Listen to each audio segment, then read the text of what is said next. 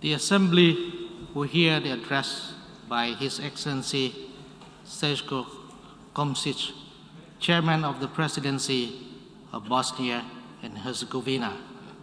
I request protocol to escort His Excellency.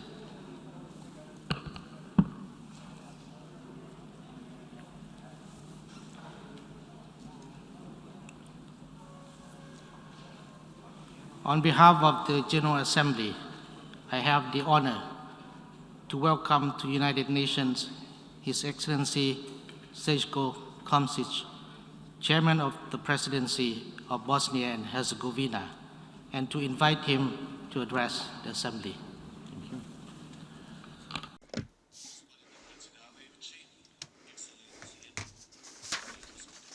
Mr. President, Mr. Secretary General, Excellencies, ladies and gentlemen, the topic of this year's debate addresses many current issues that truly present some of the key challenges to affect the future path we tread as a global society. The same is true for international and the individual politics of the countries we come from. Our determination to insist on the common values we have chosen to protect will therefore dictate the success of our common aspirations. The COVID-19 pandemic was an important message and a lesson for us on how the existing international system can be easily shaken, but also how important the endurance and the resilience of international institutions built on multilateralism is for them to be able to respond to crisis situations. Suddenly, international relations were threatened, while human rights were restricted. Multilateralism seemed to have collapsed. The gap between rich and developed countries on one hand and those less developed and not so rich on the other has proven to be greater than ever in terms of access to medical equipment, medicines, and vaccines. For the sake of social and economic recovery, the only thing left under those circumstances was the hope for the resilience of national economies and health systems, as well as international institutions and bodies of the United Nations, in order to combat the pandemic and find and distribute vaccines. Still, I would also like to emphasize the importance of bilateral cooperation and assistance from neighboring or friendly countries, which in many regions, including my own, were the first countries to provide concrete aid and sign of solidarity before multilateral institutions responded to crisis that was the COVID-19 pandemic. That gave us hope and showed the importance of good bilateral relations. It also justified investing in regional cooperation capacities. I would now like to commend some of the numerous regional organizations from the Western Balkans that have helped sustain the economy and facilitate the flow of people and basic goods under the new circumstances. I'm primarily referring to the Central European Free Trade Agreement and the Southeast European Regional Cooperation Council. The pandemic has changed the world and affected the achievement of the Sustainable Development Goals.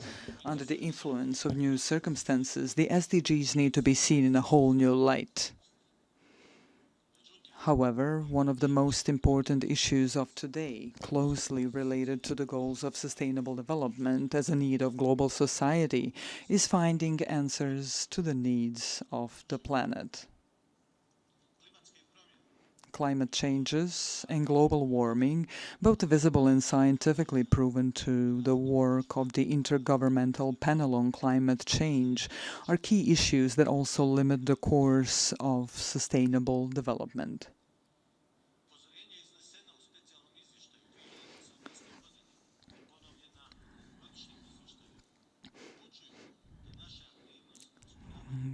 climate change and global warming, both visible and scientifically proven through the work of the Intergovernmental Panel of Climate Change, are key issues that also limit the course of sustainable development. Our activities to slow global warming and combat climate change are generally not yielding the results we need to achieve by 2050, warns the 2018 special report. This year's report repeats the same warning. Climate change is no longer a matter of warnings from the scientific community. It is a crisis situation that is already upon us. Finding answers to climate change is a costly process. It will cost even more if we do not take the need to accelerate climate change mitigation activities seriously. We have taken on that commitment because the humankind survival scenario, along with mitigating the temperature rise, is a value that we must defend at all costs. We did not choose that value. It chose us. I believe that in the long run, this necessary response will cost the less developed and developing countries the most, the countries which still rely on energy derived from fossil fuels. As a rule, those groups of countries do not have sufficient capacity or resources to make a rapid and equitable transition to green energy sources. That will affect their ability to achieve sustainable development goals in the medium term. Therefore, financial support for the implementation of the Green Agenda is extremely important, with contributions from the Conference of Parties of the United Nations Climate Change Conference, as well as regional associations such as the European Union. In addition to the existing obligations under the Paris Agreement, the EU also establishes additional standards accepted by countries such as Bosnia and Herzegovina in the process of stabilization and association with the European Union. In my country, Bosnia and Herzegovina, we have about 40% of green capacity for electricity generation. However, gradual shutdown of thermal power plants and thus most of the mines, which is expected of us in the next 25 to 30 years, will cause a shortage of electricity that can hardly be replaced in timely fashion by the green energy capacity, while preserving rivers and ecological biodiversity in accordance with international norms. Those are some of the real circumstances and challenges that we face. I believe that many other states present here face those as well. However, Bosnia and Herzegovina stands behind its promise to contribute to a reduction of GHG emissions. Mr. President, one of the consequences of the slowdown in sustainable development that we are facing is the outflow of the working age population to developed countries. According to available statistics, almost 10% of the population has immigrated from Bosnia and Herzegovina since the last census from 2013, mostly the working age population. Young families with children as well. That is why I would like to draw attention to the fact that, in addition to the well-known wave of economic migrants from the Asian, Middle East and North Africa, which my country has faced and tried to provide humanitarian aid, food and accommodation for, we are also facing an outflow of our own population. That will cause additional social problems to our society. Our people are living in search of better business and life opportunities, but also seeking security in orderly societies based on the active promotion and protection of human rights values. They go after the perspective of living in an environment where their knowledge and work can create for them a life in the certainty of a rational social order.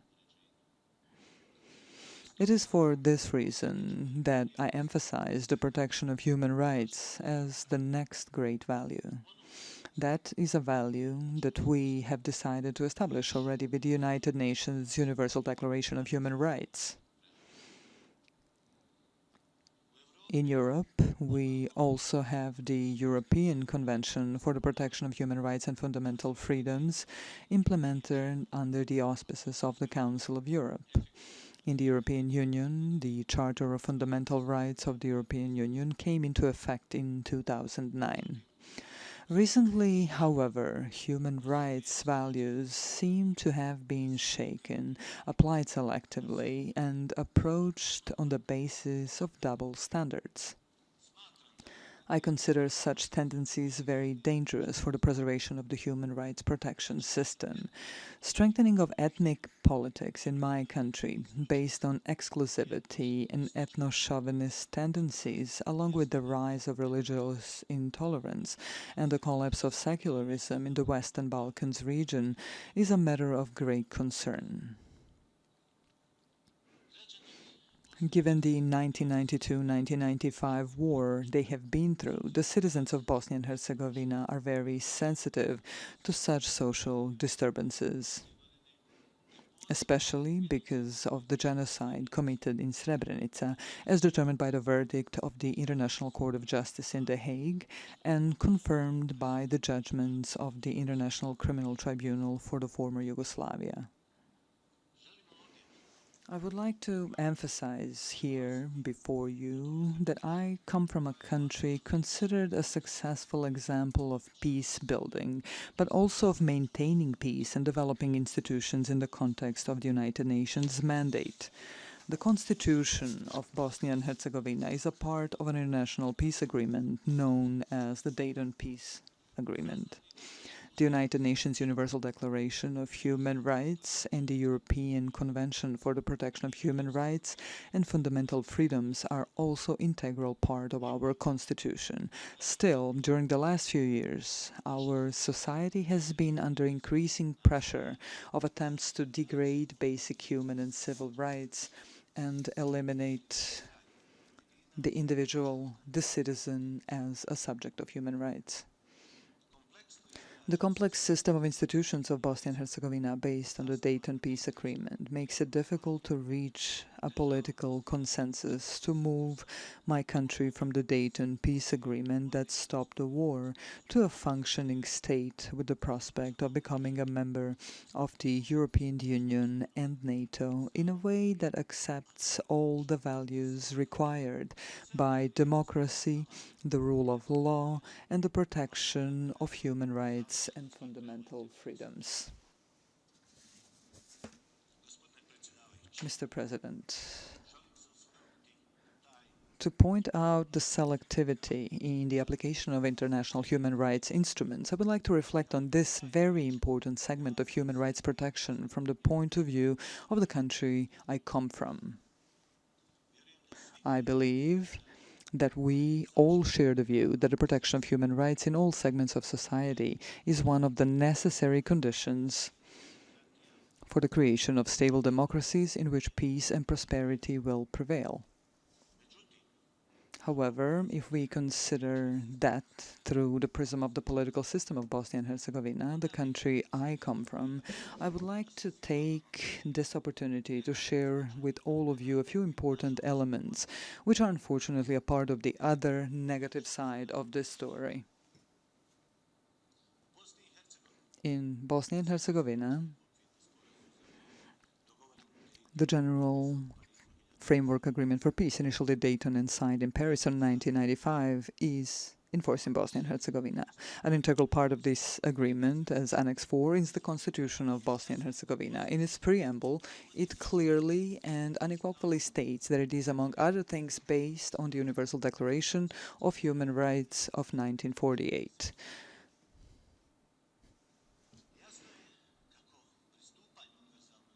It is clear that accession to the Universal Declaration of Human Rights does not impose a direct legal obligation on the acceding countries, but it is certainly a system of values which, among other things, aims to create a society within the countries themselves, but also beyond, based on the equality of every human being on the planet in their basic human rights.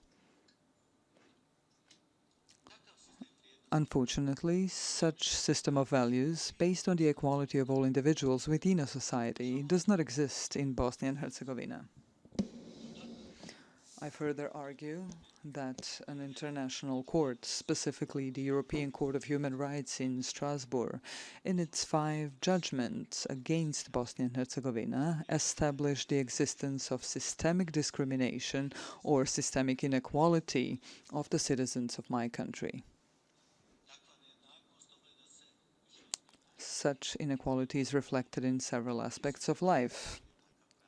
That includes political aspects, because all citizens do not have equal rights in the electoral system, but also those where the same citizens do not have equal rights and opportunities in social life, such as the right to work. The political system in Bosnia and Herzegovina is such that it gives preference to someone's ethnicity. Based on that ethnicity, the citizens of my country have greater or lesser rights, depending on which part of the country they live in.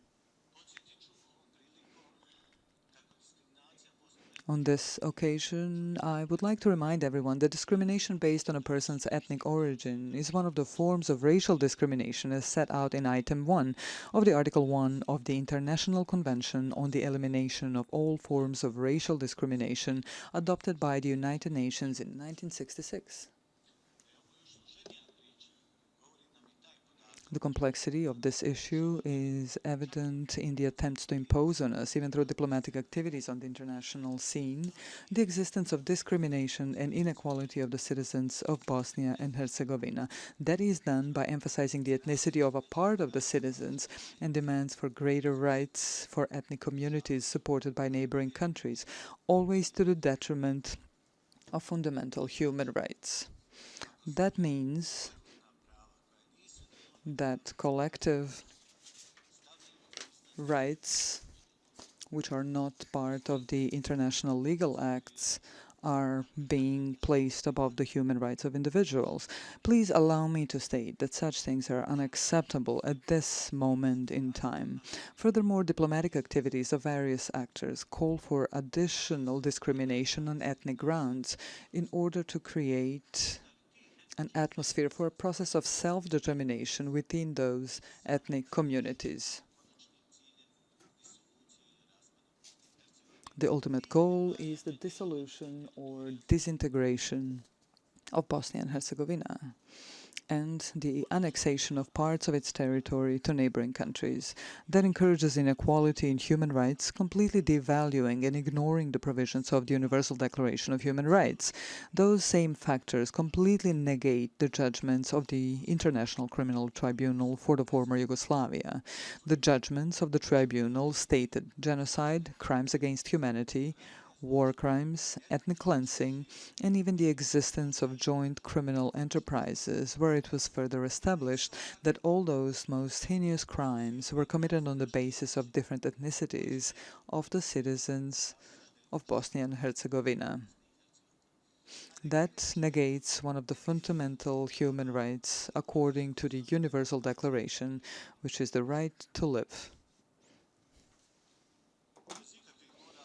Awards are given to glorified war criminals without any moral dilemmas. I consider that to be in direct contradiction with another value of the United Nations, which is the elimination of impunity for war crimes. That raises another question requiring a very clear answer. How to deal with the factors negating the courts formed by the United Nations. Those factors include political factors and countries as well. How to treat them in specific cases of denials of verdicts, convincing the perpetrators of the crimes of genocide, crimes against humanity, war crimes, and ethnic cleansing. Can such factors, which deny those verdicts and hide the perpetrators of genocide and war crimes, even be a part of the international legal order? That question directly goes back to the foundations of international law and the United Nations organization itself.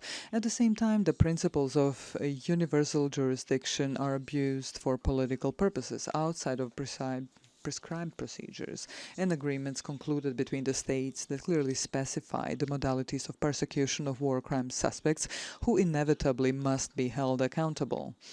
Those war crime suspects have citizenships of the countries which hold the primary responsibility for this. If universal jurisdiction is used in a selective and political way, that deeply compromises the principles of criminal law and legal security, and thus human rights. It also undermines confidence in judicial mechanisms.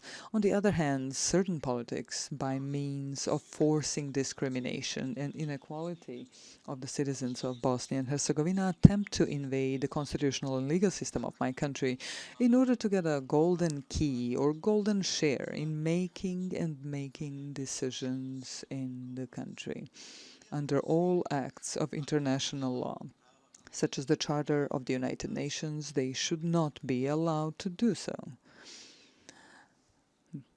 Their tendencies in the diplomatic field, where they deny the fundamental human rights of individuals, where, in order to achieve their clear goals by means of certain imaginary collective rights, go beyond good neighborly relationships.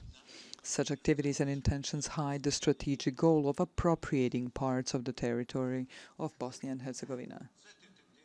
All those tendencies are based on visible neglect of human rights established by a number of international acts, such as the Universal Declaration of Human Rights. Their politically dangerous goals are very much behind all this, leading to daily destabilization of the region of the Western Balkans. Such political goals are directed towards the territory of Bosnia and Herzegovina. That is evident in their efforts to force inequality among citizens of the basis of ethnicity, which, to remind you once again, is a form of racial discrimination, and the efforts to create ethnically pure territorial units. I'm telling you all this to show on real examples of how the neglect of human rights and creating an environment of inequality among citizens, individuals, can have political agendas, which lead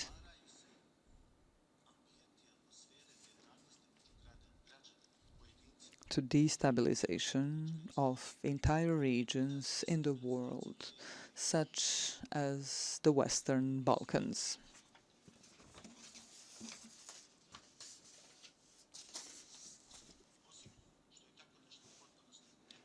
Apart from the fact that something like this is completely unacceptable, it is also very dangerous. Mr. President, distinguished colleagues, I mentioned this situation in my country in the context of the importance of the mechanisms of the United Nations. By means of two resolutions, the UN established the institution of the United Nations High Representative in Bosnia and Herzegovina to take care of the implementation of the Dayton Peace Agreement, thus the obligation of the United Nations itself to protect the international order through the protection of acts of international law. One of those acts is the Universal Declaration of Human Rights. Therefore, I believe that this is the right place to emphasize the expectation that the new High Representative of the international community in Bosnia and Herzegovina will take into account the need to protect international legal acts and their fundamental values. That is one of his most important tasks. Otherwise, if the international community in Bosnia and Herzegovina wishes to abandon the implementation of the Universal Declaration of Human Rights, then the following question rightly arises. Is the Universal Declaration even necessary if its implementation is selective? Should we even talk about the protection of human rights in general if, in the specific case of Bosnia and Herzegovina, where the United Nations still have an executive mandate through the Office of the High Representative, we do not show by example that we are ready to stand for common values such as the protection of human rights and equality of every citizen in relation to someone else indifferent. I believe that despite all the difference in Bosnia and Herzegovina, including the international community represented by the Peace Implementation Council in Bosnia and Herzegovina, which assists the High Representative, the only guiding light to future political development of my country as a pledge to preserve its peace and future must be respect for human rights values.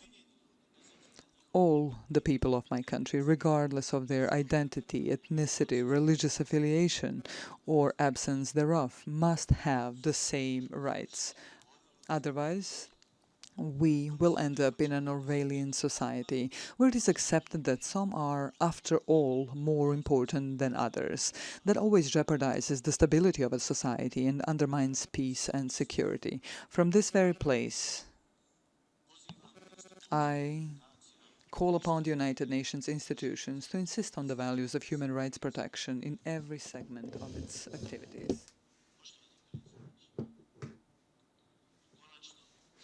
Mr. President, finally, I would like to express my support for the efforts of the Secretary-General, who with the help of his services and the UN agencies has managed to preserve the role of the United Nations in these difficult circumstances of the pandemic. Also to you, President, for your effort this year to provide a live opportunity to exchange views on current world problems, reflecting also on our social activities in the countries we come from. I believe that we will next year have a general debate under better epidemiological circumstances. That certainly requires us to promote the necessity of vaccination as the only scientifically proven way to avoid fatal consequences for human health, but also severe economic consequences for the society. Once again, dear President, ladies and gentlemen, thank you for your attention, and I wish you a lot of health and prosperity. On behalf of the General Assembly, I wish to thank the Chairman of the Presidency of Bosnia and Herzegovina for the statement just made, and I request protocol to escort His Excellency.